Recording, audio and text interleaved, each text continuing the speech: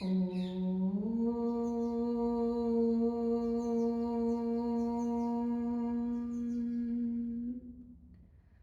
Om Parabrahmane Vidmahe Shivatattvaya Dhimahi Tanno Mohana Prachodayat. Jai Mohanji. Welcome to day 7 of our book reading session. We are reading Guru Leela 1. Okay, let's begin reading.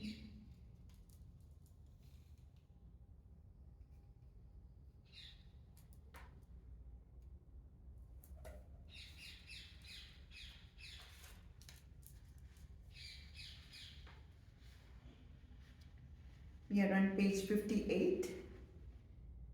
Shaken but not stirred. Anja Jaremic from Serbia. I haven't managed to write any of my experiences so far, but today's event just forces me to share it with you. A few hours ago, I experienced a traffic accident seemingly banal. After work, I was leaving the parking lot when a car hit the door on my side. The glass from the window was shattered and scattered all over me, tiny bits of glass everywhere. All this happened in an instant, as it usually happens. For a moment, I didn't realize what had happened. It was so fast, but then again the blow seemed to last long. I got out of the car through the other door and went into the building to remove the glass, which was all over my face, hair, and clothes. The important point is that even the glass fell all over me, I did not have a single scratch. Usually, I put on the seat belt before starting to drive, but I did not have the seat belt on at the time of the accident. This was a blessing in disguise because the force of the impact threw me onto the other seat, which meant that I didn't get hit or scratched. There was no physical pain, no injury, as if nothing had happened, just shock with the accompanying shaking. I immediately realized that it was Mohanji's love and protection that had allowed me to come out unhurt.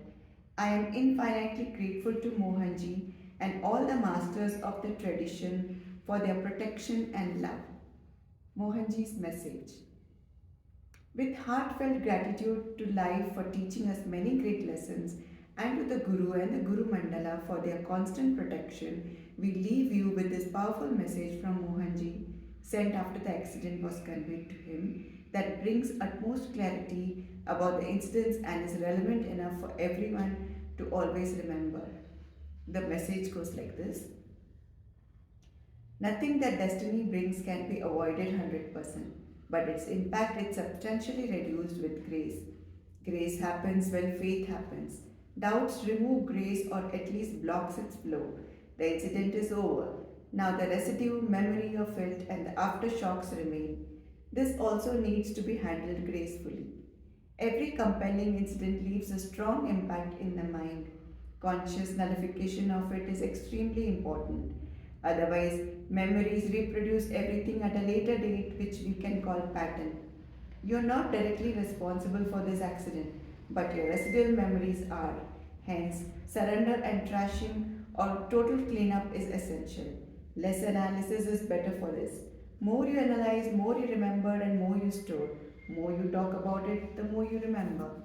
Let go, leave it. Your part in this story is over with this experience.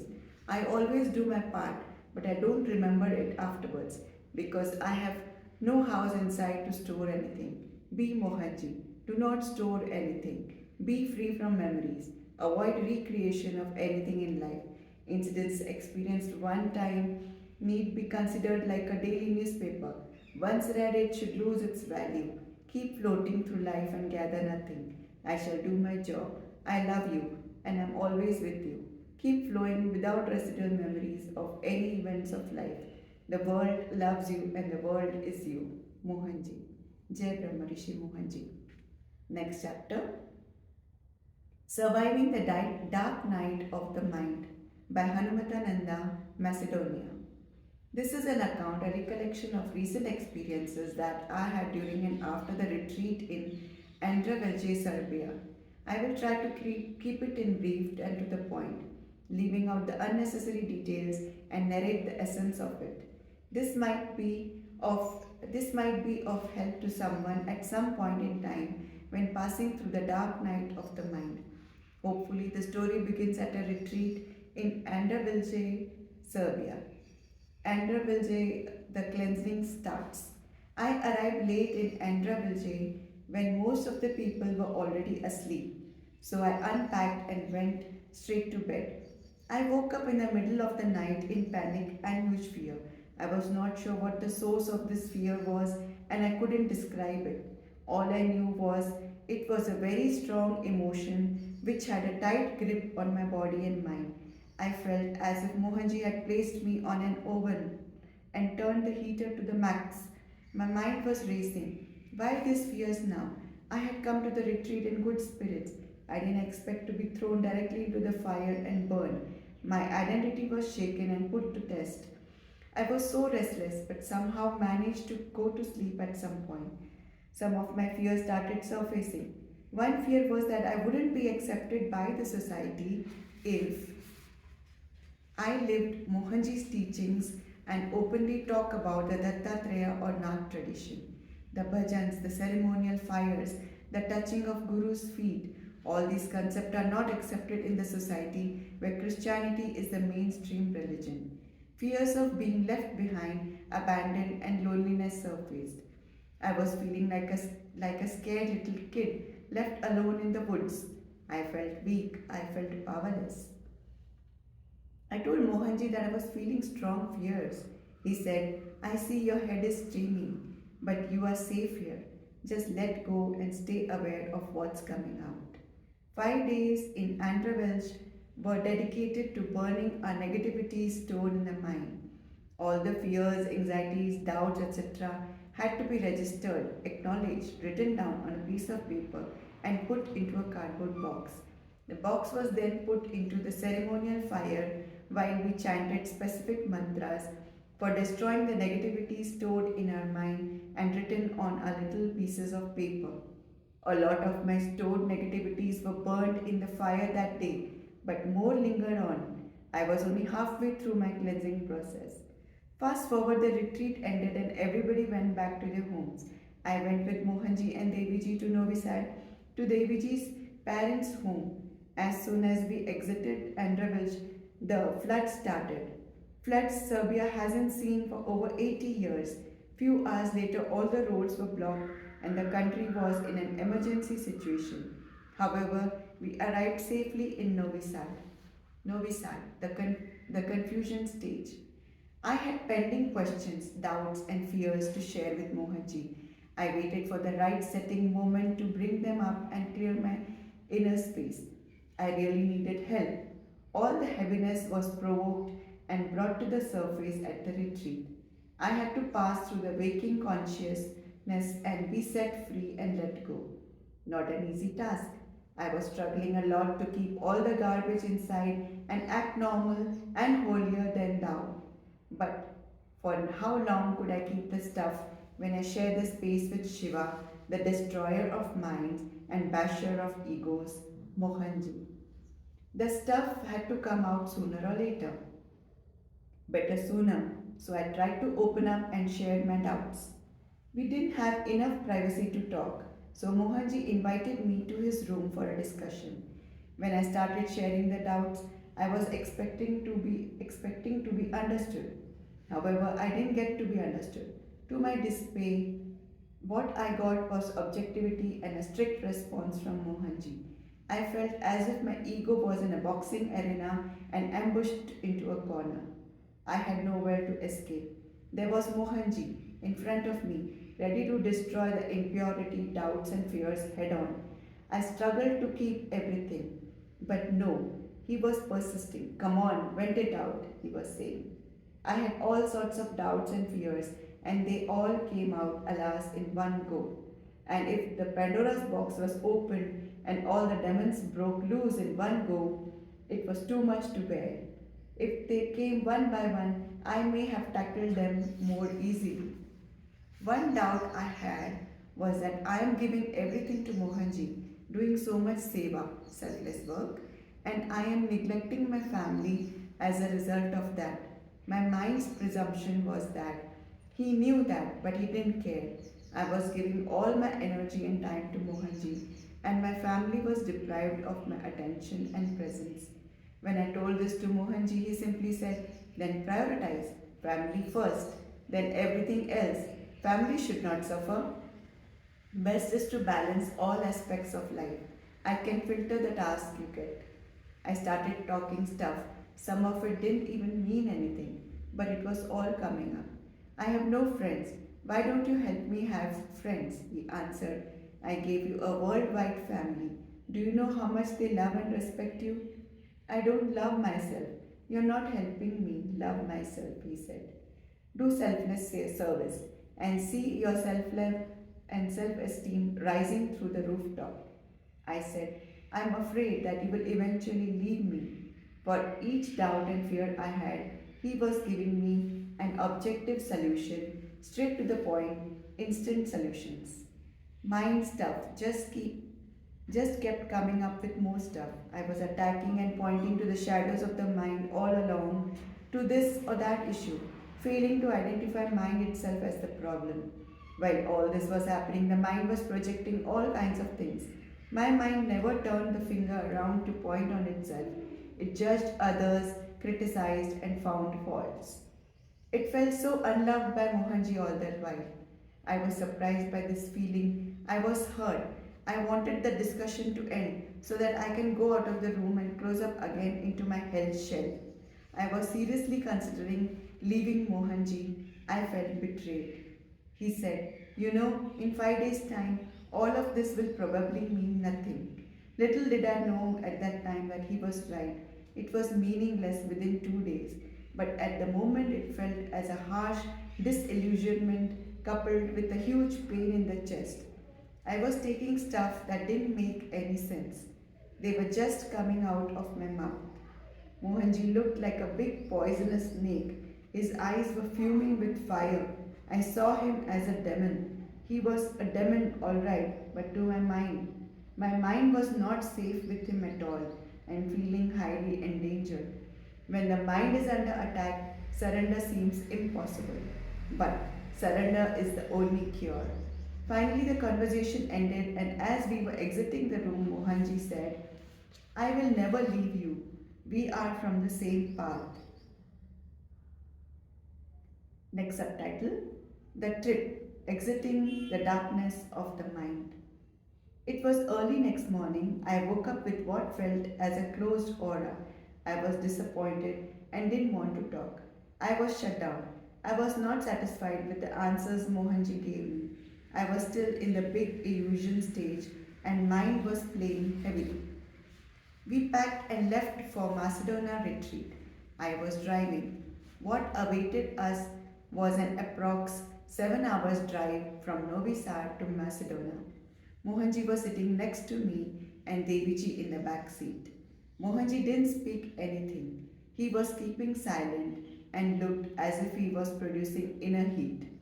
I felt him as an erupting volcano from the inside, but silent on the outside.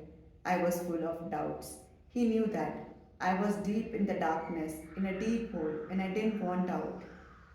I was clinging to this state stubbornly, and I was angry with Mohanji, not knowing exactly why, but quite angry. Deviji intuited and felt what was happening inside of me. She spontaneously started talking in our language about things that in turn triggered me talking about my deeply buried traumas and disappointments from the last 15 years. With each word I uttered, the content of those words was thrown into the fire that Mohanji was churning, and then that content was gone forever. All the karmas, all the traumas, disappointments, depressions, all of these were sucked out, sucked into Mohanji and burned. I was liberated from so much garbage just by talking about it. Bit by bit, Deviji talked me into the light. Step by step, she was digging me out of my mind's rut, held me by the hand, and walked me towards the truth of the matter. She was the light bearer, my savior. Halfway through the trip, I was good as new. The storm was over. What was left was deep love and gratitude as I survived the dark night of my mind with huge help from Deviji. Mohanji did his job again. He always does.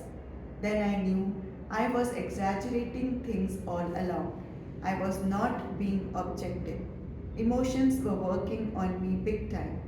There is a little chance I could have come out of it by myself. It was sheer grace I walked out of it at all. Mohanji's grace was working through Deviji. Deviji was probably not even aware of what she was doing. It was just flowing through her. She was just an open vessel for the Mohanji's, for the Master's grace to work on me. It was just like an operation or surgery being performed on me. Some of Devi's key points that I remember, which brought me from darkness to light, were the following. The key thing that Deviji said, which tilted me out of the mind hypnosis and made me aware of what was happening. She said that people were leaving Mohanji for the stupidest things because he wears sunglasses, wears a watch, uses perfumes, wears jeans, and sometimes uses essential oils for Shaktipat, etc. Then the doubt comes in a split second. People have huge faith and devotion for a long time, but in a split second they change their minds, find stupid faults in him, and leave him. Another key point, she shared a story about a woman who was attacked by entities. These entities were talking in her ears about the things that she thought and believed to be true. They were hissing it in her ears, and she was feeling powerless. She was too weak to fight it. She was having strange doubts and lack of faith all of a sudden. Then, by sheer grace, she met a healer who did some healing work on her and saved her from the entities. In an instant, she came back to her true self. She was back. No doubts, no judgments, nothing. Just understand the facts of the matter. Entities do exist and can be seen with the naked eye. They come through the back door and enter our minds and stay there. When they inhabit our space, they whisper in our ear things that weren't there before. They breed doubt, fear, and anxiety. They feed on these emotions. Next key point, spirituality is not a feel good affair. We have to deal with our negativities and go through them. True spirituality is hard work on our deepest shadows. Yet another key point, when a guru accepts a disciple, it is for eternity. He accepts responsibility for that soul forever and ever. It's not a one lifetime affair. This is huge. The Guru is responsible for liberating that soul until it indeed reaches final liberation. Mohanji also said one thing that left a big mark on me. He said, always be like a bird sitting on a dry branch. The branch could break at any time. So one should be super vigilant and live always in this way. Next subtitle, Looking Back. As I'm looking back at this experience, I learned that we should never make decisions when under the influence of strong emotions. Not ever. Know that the mind is playing all the time. So be like a bird sitting on a dry branch. The mind will play many tricks. It resists changes. It thrives on patterns and concepts.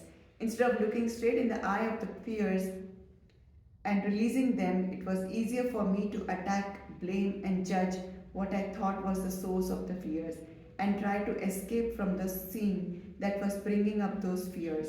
Escaping always feels so easy. Facing fears seems so hard to the ego mind.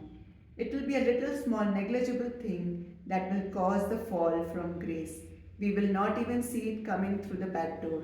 A small thing will lead to bigger doubts until it snowballs into a huge lack of faith, and eventually it will lead to a downfall. So we blame the Guru for it.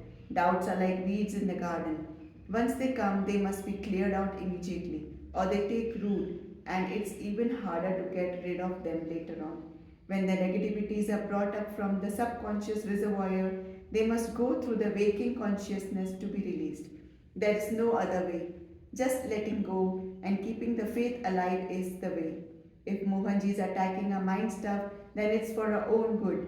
He's attacking the negativity to destroy it and liberate us. He destroys the false so that only the truth will remain. This process is very hard to bear while it lasts, but when it's over, you will be happy that it happened. Mohanji is the greatest blessing ever. We are given a golden chance for liberation in this lifetime. However, it's easy to miss it. So let us be like a bird sitting on a dry branch. When this whole event was over, I had zero alienation in my mind and everything seemed so funny from the post event perspective. Mohanji's objectivity and behavior was untouched throughout the whole happening. He spontaneously addressed and eradicated all these insignificant matters, which indeed seemed so significant while happening, and moved on with elegance. He dealt so patiently and non pretentiously with my doubts and fears. I learned then and there, on the spot, how to address a problem, let go, and move on with life without guilt or alienation. Mohanji's impassible objectivity did the magic and liberated me from a lot of negative baggage. Every negative emotion leaves behind an ugly residue, and the post emotional drama is usually worse than the actual outburst. I learned I learned that when events like these are handled with objectivity, maturity, and witnesshood, there is no residue of the outburst of their corresponding trauma. This is the beauty of being with a true spiritual master such as Mohanji, who is perpetually connected to the source. Unlike our outbursts, Master's outbursts, which are usually to eradicate huge blockages in the disciples, leave back no residue. They are smooth and clean always. It is a stupidity to detach from a true master. He could be terribly unorthodox, and his style may often confuse us, but he is purely purpose bound and totally benevolent, always at the lotus feet of my beloved Master Mohanji. Jai Brahma Rishi Mohanji. We can stop here. I'm very happy that I got this opportunity to do this seva. Stay blessed, stay happy, have a happy weekend, and let's see more fruits, vegetables, lentils, grains on a plate, and let's not allow any killed animal flesh to sit on our plates or in our bellies. Thank you, Jai Mohanji.